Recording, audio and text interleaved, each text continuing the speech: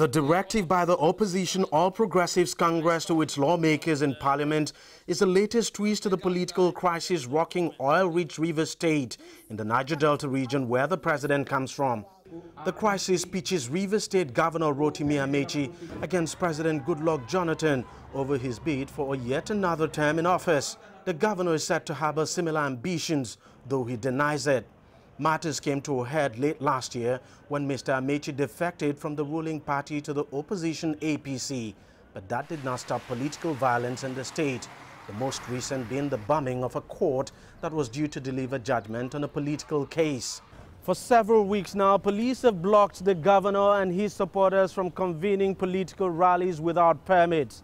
The most recent attempt was disrupted by hooligans, presumably hired as police watched from a distance. The president, whose wife hails from Rivers State, has remained tight-lipped over the unfolding crisis in Nigeria's biggest oil producer. The silence has provoked the opposition into pushing for the blocking of parliamentary business, including the passage of the budget. If the budget of Nigeria is passed and there's no stability in Nigeria, of what use is that budget? We are saying that what is happening in Rivers State could lead to absolute and total anarchy.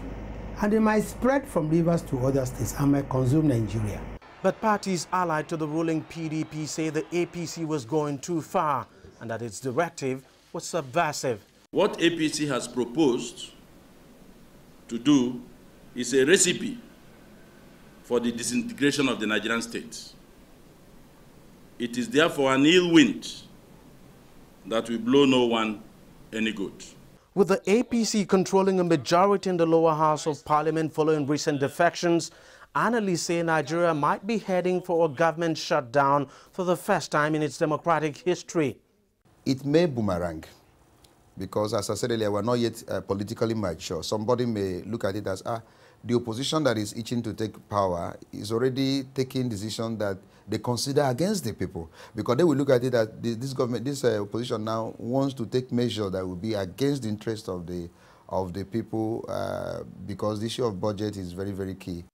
With the country's election regulator, Independent National Electoral Commission, announcing a February 14, 2015 date for the presidential elections, political tensions in Nigeria are rising. President Jonathan appears not to be feeling the heat, though. There is so much noise in the papers, in the news, whether it's electronic, whether it's paper, whether it's social media, and so on.